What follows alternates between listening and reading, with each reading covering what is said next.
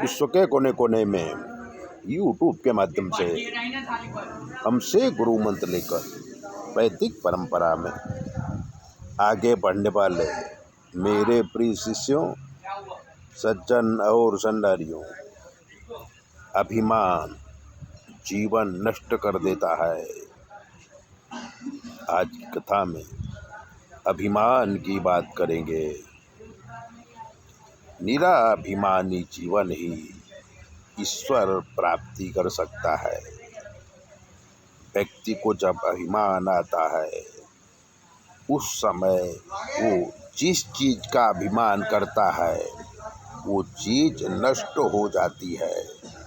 जैसे रूप का अभिमान उम्र नष्ट कर देती है, धन का अभिमान नुकसान ही नष्ट कर देती है, बुद्धि का अपमान पागलपन नष्ट कर देता है, भक्ति का अभिमान शक्ति नष्ट कर देती है।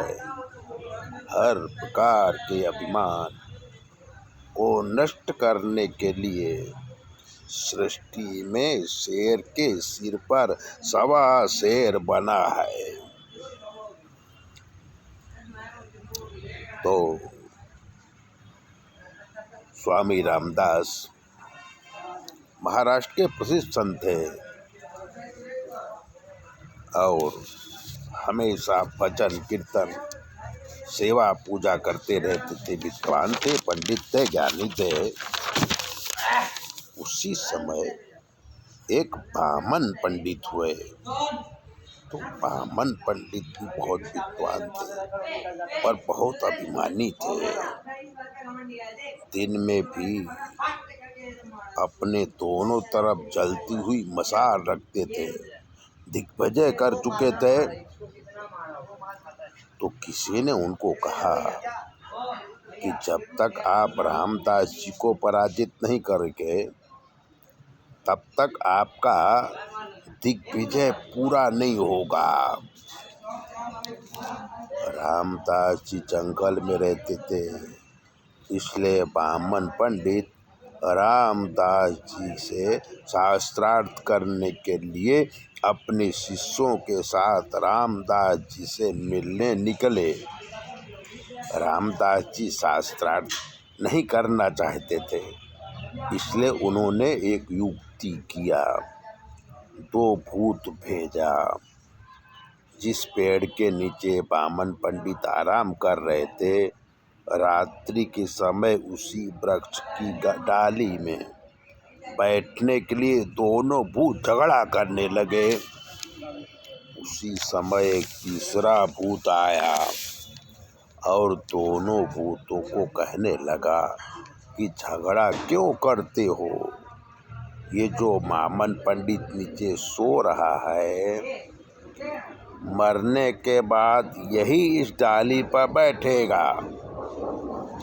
बामन पंडित थोड़ा डरे पर अभिमान से चूर उन्होंने भूत की बात मानी नहीं और सुबह रामदास महाराज के पास पहुँचे और शास्त्रार्थ करने को कहा। रामदास जी ने कहा मैं शास्त्रार्थ नहीं करूँगा। तो बामन पंडित ने कहा कि तांबे के पत्र पर लिख कर के दो कि मैं बामन पंडित को अपना गुरु मानता हूँ और उससे पराजय स्वीकार करता हूँ। रामदास जी ने कहा भाई तुम्हें जो लिखना हो लिख लो, मैं सही कर दूंगा। तो बामन पंडित बहुत कुछ लिख लिया और अंत में लिखा कि मैं बामन पंडित को अपना गुरु मानता हूँ और कहा कि इसमें सही करो। रामदास जी सही करने लगे तो उनके शिष्य कल्याण तो उनसे देखा नहीं गया। उन्होंने गुरु जी को रोका और कहा कि बामन पंडित का मैं जवाब दूंगा। शास्त्रार्थ की तैयारी शुरू हुई। तब रामदास जी के शिष्य ने एक लकड़हारे को बुलाया जो जंगल से लकड़ी काट के घर जा रहा था। जिसका नाम तो कल्याणी था। तो कल्याण स्वामी धरती पर एक लाइन खींच दिया और लकड़हारे को कहा कि लाइन पार करो।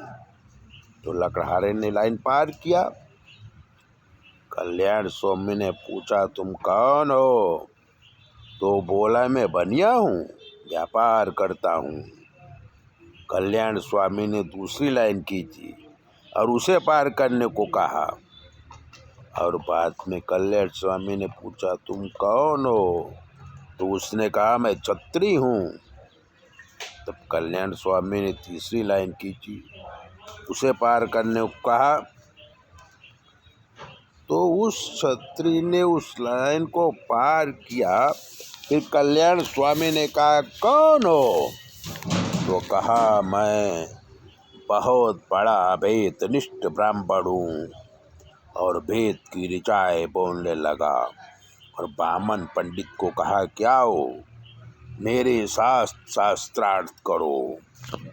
बामन पंडित तो शिष्य का चमत्कार देखकर घबरा गए और सोचा कि जिसका शिष्य इतना पावरफुल है वो गुरु कैसा होगा। बामन पंडित का अभिमान उतर गया और वो रामदास जी का शिष्य बन गए। उनके चरणों में प्रणाम किया और वहीं पर उनकी सेवा करने लगे। तो अभिमान कभी नहीं करना चाहिए, अभिमान पाप का मूल है। मित्रों, ऐसी ही कथा सुनने के लिए और ज्योतिष दिखाने के लिए 9825200108 पर फ़ोन करो। हम आपको बताएंगे कि आपके जीवन में क्या कमी है और आपको क्या करना चाहिए जिससे कि आपके जीवन में सुख, शांति और आबादी आ सके।